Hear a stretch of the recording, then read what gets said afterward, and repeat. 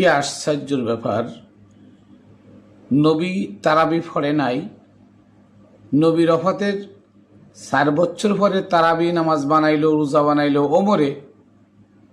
আর 39 হিজরিতে এই তারাবির মধ্যে রোজার মাসে 27 রমজান লাইলাতুল কদর বানাইলো মুয়াবিয়া। কি আশ্চর্যের ব্যাপার, একটা লোক ইতিহাস জানে না, একটা লোক আসল খবর জানে না, সব শোনা কথাই।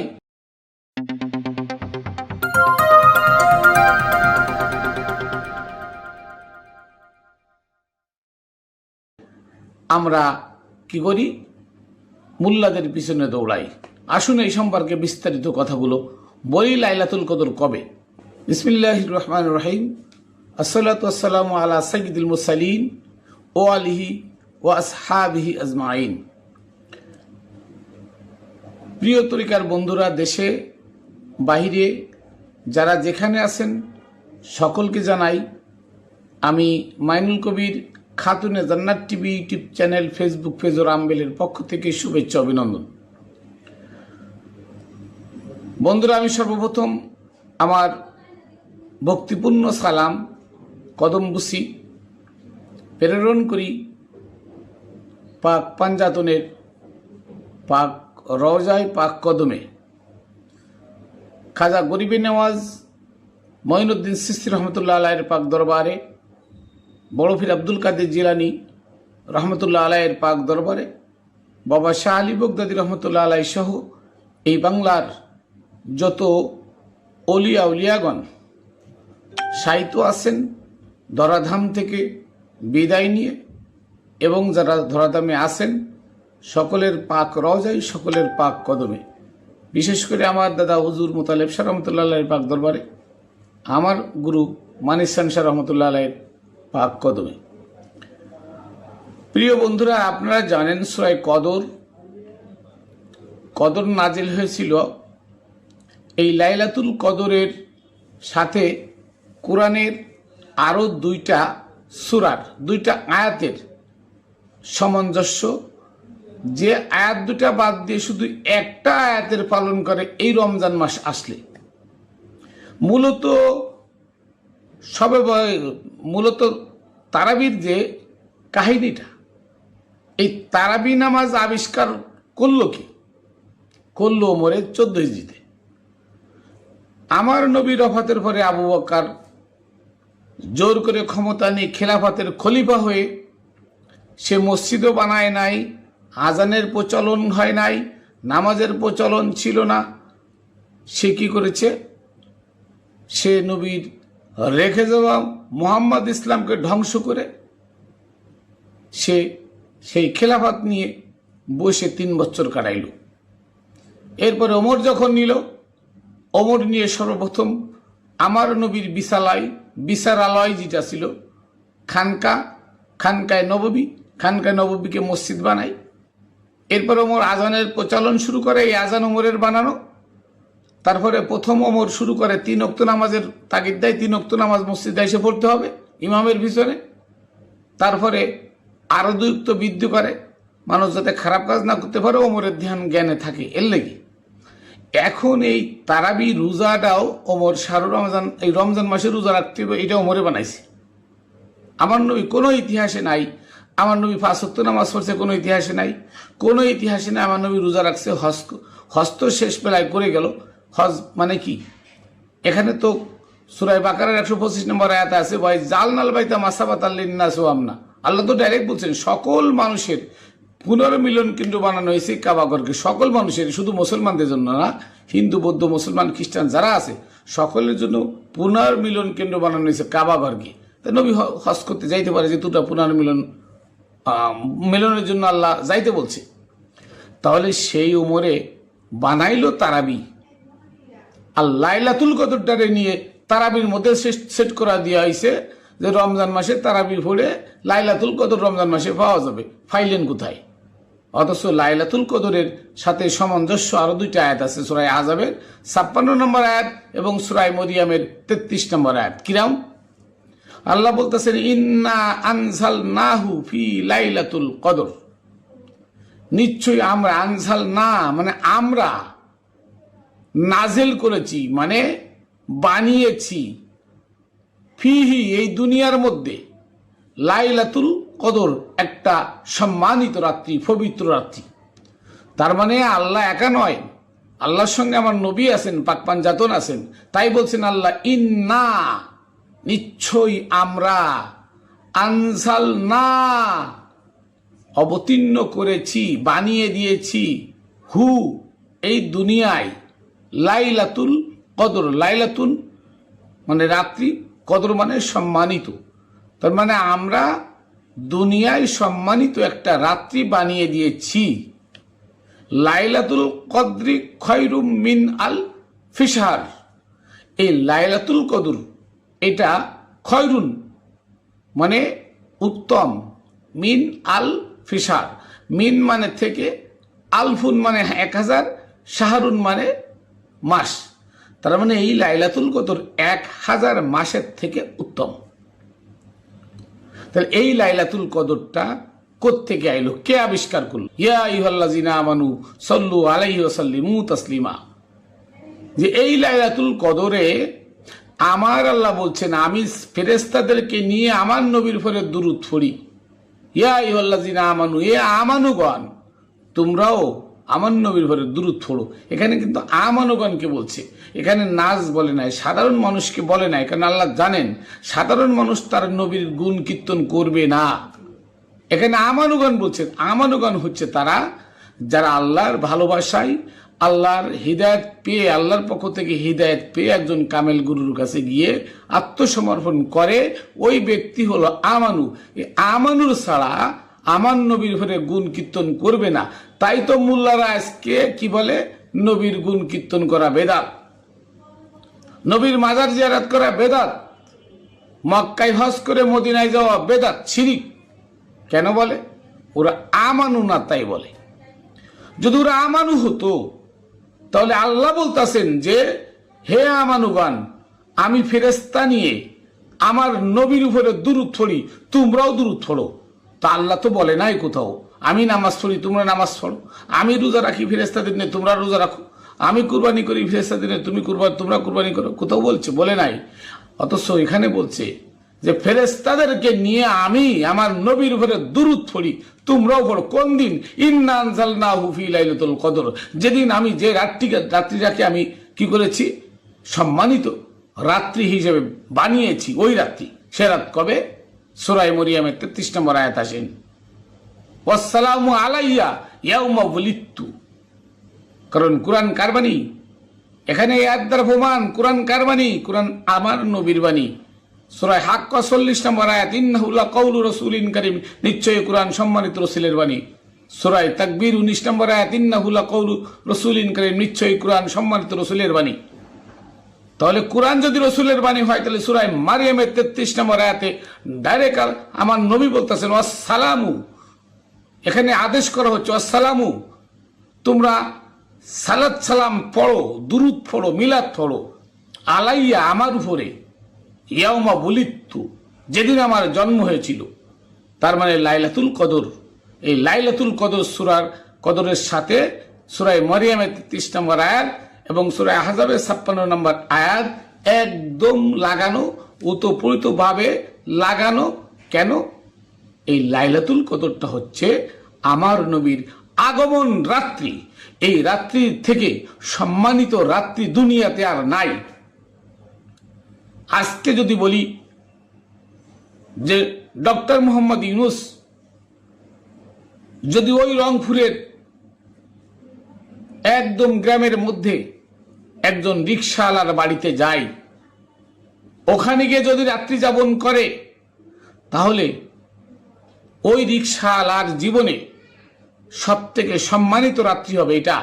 কারণ এই বাংলাদেশের 18 কোটি মানুষের দায়িত্ব যার উপরে ডক্টর মোহাম্মদ ইউনূস, উনি একজন এই বাংলাদেশের খ্যাতনামা বা বাংলাদেশের গৌরবময় একজন লোক।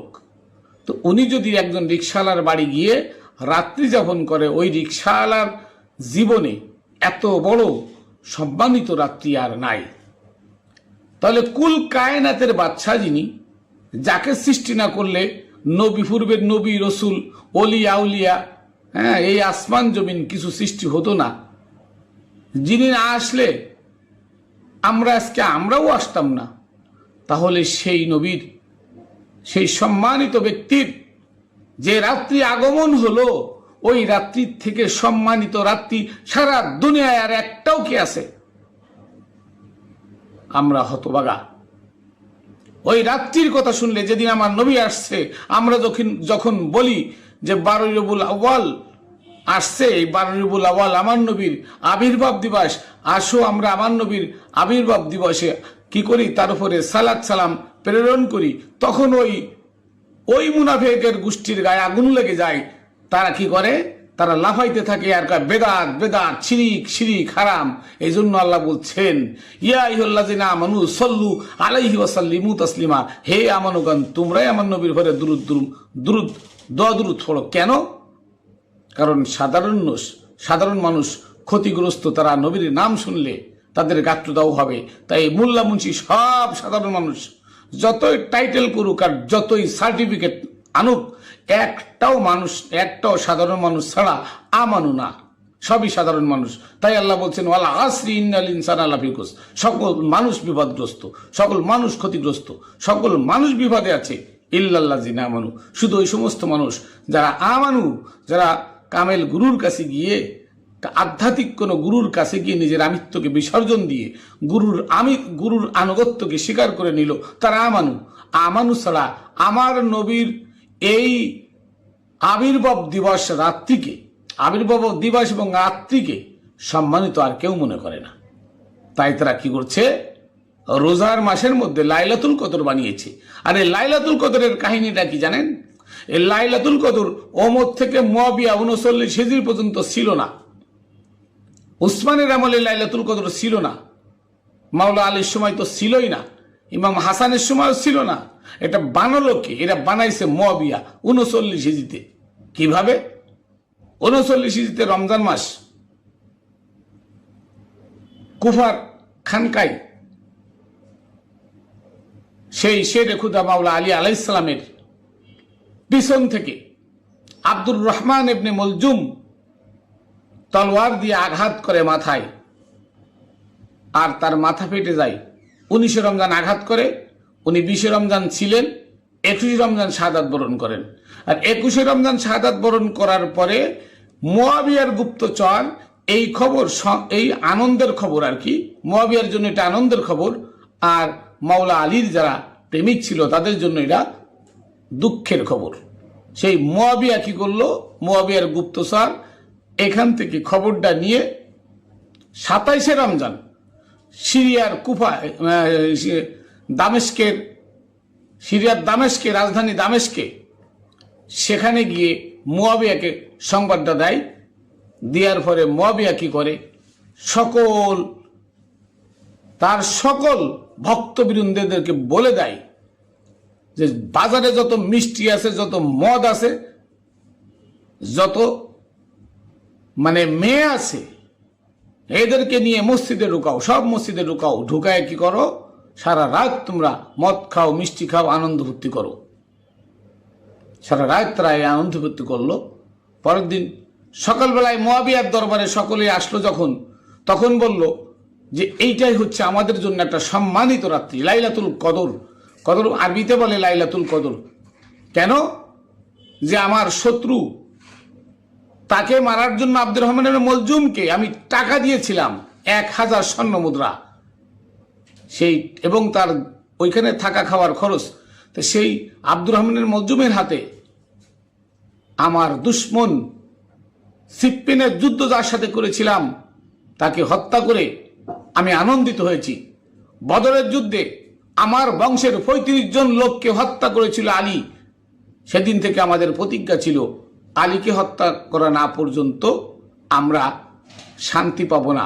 তাই আলীকে হত্যা করা হয়েছে। আলীর সংবাদ আজকে 27 রমজান পৌঁছাইছে। প্রতি বছর 27 রমজান আমরা আনন্দ ভর্তি করব। তাই 27 রমজান হইল লাইলাতুল কদর, নাউজুবিল্লাহ। আর আজকে মোল্লা মুন্সিরা এই তারাবির মধ্যে খতম তারাবি পড়ায় লাইলাতুল কদর পালন করতেছে। হায় রে আমার হতবাগার দল, যার জন্য, যে মাওলা আলীর জন্য আজকে আমরা ইসলাম পেয়েছি। কিভাবে পেয়েছি? মাওলা আলীর কাছে যারা বায়াত হয়েছিল তারা আধ্যাত্মবাদ, তারা কামেল পীর, কামেল অলি হয়েছিল। তাই তারা, তাদের মাধ্যমে সেলসেলার মাধ্যমে সুফিবাদের জন্ম হয়। আর সুফিবাদ সারা দুনিয়াতে ছড়ায় পড়ে মানুষকে তাদের আধ্যাত্মবাদ দিয়ে, তাদের মোজেজা দেখায়, তাদের অলৌকিক ঘটনা দেখিয়ে মানুষকে কি করছে, অন্য ধর্মের মানুষকে আত্মসমর্পণ করায় মুসলমান বানাইছে। তাই আমরা আজকে বলি রেডিমেড মুসলমান, আমি মুসলমান, নাউজুবিল্লাহ। আমি মানুষ। মুসলমান তো সহজ কথা নয়। মুসলমান হতে গেলে তাকে দুনিয়া ত্যাগ করতে হয়। মুসলমান হতে গেলে তাদের সদেকিনদের সাথী হতে হয়। মুসলমান হতে গেলে সলেহিনদের সাথী হতে হয়। মুসলমান হতে গেলে তাদের মুমিনদের সাথে হতে হয়। অত সোজা না মুসলমান। মুসলমান হতে গেলে তাকে দুনিয়া, তার বউ ছেলে আত্মীয় স্বজন সবকিছু ত্যাগ করার নাম মুসলমান। এত সোজা না। আর আজকে আমরা লাইলাতুল কদর খুঁজি কি তারাবির মধ্যে, রোজার মাসে লাইলাতুল কদর। নো, লাইলাতুল কদর হচ্ছে আমার নবীর আগমন দিবস। সূরা মারিয়ামের 33 নম্বর আয়াত ফেলাই দিবেন কি করে? সূরা আহজাবের 56 নম্বর আয়াত ফেলাই দিবেন কি করে? তাই নবী বলেছেন, আসসালামু আলাইয়া ইয়াউমু উলিদতু, যেদিন আমার জন্ম হয়েছিল ওই দিনে হলো তোমরা সালাত সালাম পড়ো, ওই দিনকে তোমরা আনন্দ ভর্তি করো, ওই দিন তোমরা নাচো, গাও, মজা করো, মিষ্টি খাও। সেই দিনটা হচ্ছে লাইলাতুল কদর, সেই রাত্রিটা লাইলাতুল কদর। কারণ কুল কায়নাতের বাচ্চা যেদিন এ ধরা দামে আসছে, ওই দিনের থেকে উত্তম দিন, ওই রাতের থেকে উত্তম রাত সারা পৃথিবীতে আর কোনোদিন হবে না। তাই ওই রাত্রির নাম হচ্ছে লাইলাতুল কদর। আর ওই রাত্রি ইবাদত করা মানে কি, ওই রাত্রে আমার নবীর গুণ কীর্তন করা 1000 মাসের থেকে উত্তম। আর তুমি মোল্লা রমজান মাসের 27 রমজান মাওলা আলী শাহাদাত দিবসের খবর মুয়াবিয়ার কাছে পৌঁছাইলে মুয়াবিয়া সারা রাত আনন্দ ভর্তি করছে, নাচ গান করছে, মিষ্টি খাইছে, মদ খাইছে, মাগি নিয়ে লুচ্ছামি করছে। আর সেই রাত্রি বানাইছো তোমরা আজকে লাইলাতুল কদর। নাউজুবিল্লাহি মিন জালিক। সাবধান হে আমানুগণ, সাবধান। যারা অলির ভক্ত আছো তারা খবরদার এই রাত্রি পালন করবে না, তাহলে তুমি মাওলা আলীর সাথে গাদ্দারি করবে, মাওলা আলীর বিপক্ষে তুমি চলে যাবে। আর মাওলা আলীর বিপক্ষে যে চলে যায়, আমার নবী বলেছে মাওলা আলীর সাথে যে শত্রুতা করে, আমি মোহাম্মদ তার সাথে শত্রুতা করি, আল্লাহ স্বয়ং তার সাথে শত্রুতা করে। সাবধান। যারা মাওলা আলীকে ভালোবাসেন তারা কখনো এই রোজার মাসের 21 রমজান থেকে 29 রমজান, ওরা বানাইছে এখন 21 রমজান থেকে 29 রমজান লাইলাতুল কদর। নাউজুবিল্লাহ। কখনো আল্লাহ কোরআনে তা বলে নাই। আর দেখেন হাদিস কত বড় জাল। আমার নবী তারাবি নামাজ পড়ে নাই, ওমর বানাইলো তারাবি, অথচ তারাবি নিয়ে 500 হাদিস আছে। আমার নবীর পরে নবীর ওফাতের 448 হিজরি থেকে শুরু হয়েছে, 448 মানে 437 বছর পরে শুরু হয়েছে মসজিদে আকসা থেকে শবে বরাত, অথচ শবে বরাত নিয়ে আছে মনে হয় 100 হাদিস। শবে বরাত চালু হয়েছে 448 বছর মানে 48 হিজরি থেকে, মানে নবীর ওফাতের 437 হিজরি থেকে 37 হিজরি পর থেকে 37 বছর পর থেকে শবে বরাত শুরু হয়েছে মসজিদে আকসা ইবনুল আবিল নামের এক ব্যক্তি থেকে, অথচ সেটার হাদিস হচ্ছে 1 থেকে 150 হাদিস সেটার পরে আছে।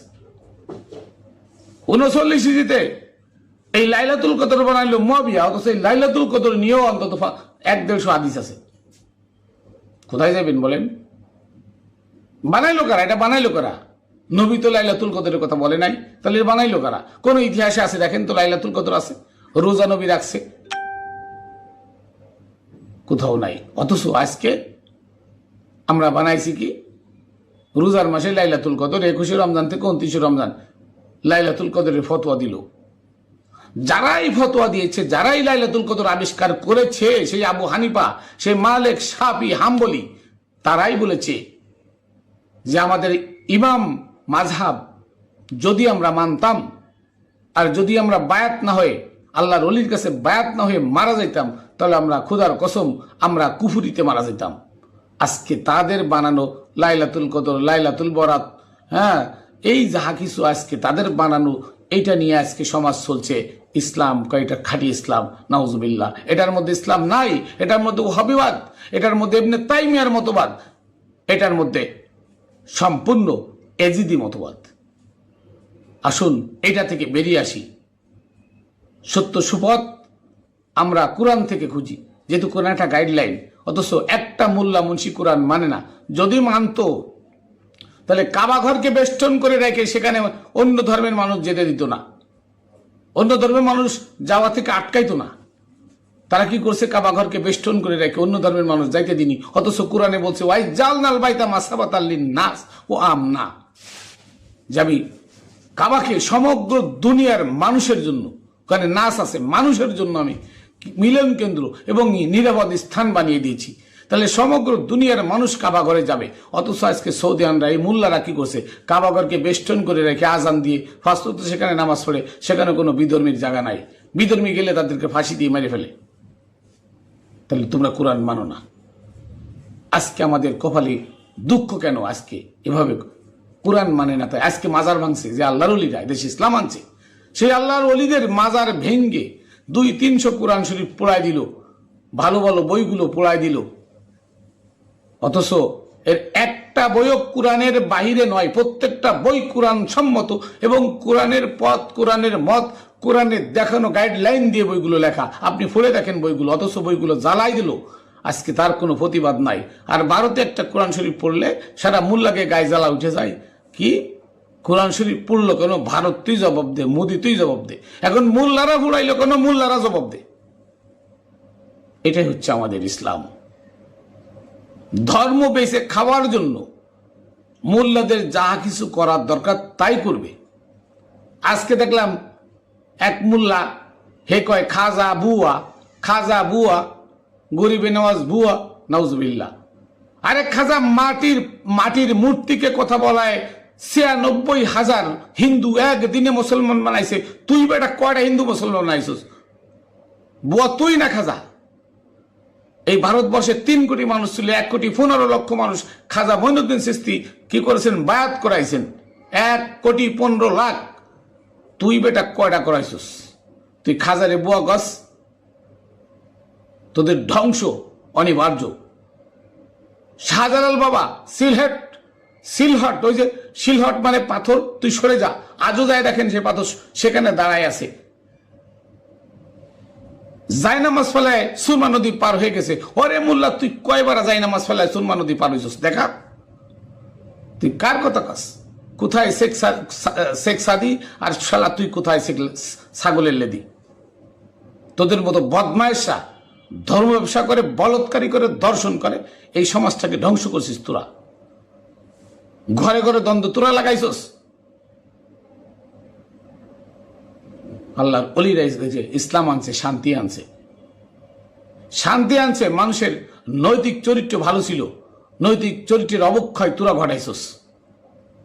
তোরা মানুষকে ধ্বংসের পথে ঠেলে দিছস। তোরা ভাইয়ে ভাইয়ে মারামারি করাস। ও তাবলিগ করে, ও জামাত ইসলাম করে, দুই ভাইতে মারামারি। ও কয় জামাত ভালো না, ও কয় তাবলিগ ভালো না। অথচ মূলত জামাতও যা করে তাবলিগও তো তাই করে। দুটাই নবী বিদ্বেষী, দুটাই ইসলামের বাইরে, মোহাম্মদ ইসলামের বাইরে, এরা ইসলামের ভিতরে নাই। এদের থেকে আমাদের ফিরে আসতে হবে। আরে লাইলাতুল কদর রোজার মাসে খুঁজবেন না, লাইলাতুল কদর 12 রবিউল আউয়াল রাতে খুঁজবেন। রবীন্দ্রনাথ ঠাকুর, যার মুর্শিদ লালন সাইজি, এই রবীন্দ্রনাথ ঠাকুর প্রত্যেক সোমবারে সারাদিন সারা রাত তার ঘর থেকে বেরোয় নাই। খবর নিয়ে দেখেন। কেন? আমার নবী সোমবার আসছে তাই। কি সাধন করেছে সে? সাধন কাকে বলে? সাধন নজরুল, তার গুরু ছিল একজন হিন্দু। নজরুল যে কথাগুলো বলে গেছে, যে আধ্যাত্মিক কথা বলেছে, আজও কেউ পারবেন? নজরুল বলে গেছে নামাজি তোর নামাজ হলো যে ভুল, মাসজিদে তুই রাখলি সেজদা, ছেড়ে ইমানের মূল, ইমানের মূল ছেড়ে তুই মাসজিদে যে সেজদা রাখলি, সেজদা দিতে কইছে বলে তোর ফির সাহেবরা তুই মাসজিদে সেজদা দিলি কেন? তাই জন্য বলছে মাসজিদে তুই রাখলি সেজদা, ছেড়ে ইমানের মূল, নামাজি তুই নামাজ করলি, নামাজি তোর নামাজ হলো যে ভুল। এই কথাগুলো যদি মানুষ বুঝতো তাহলে আজকে মানুষের অধঃপতন এভাবে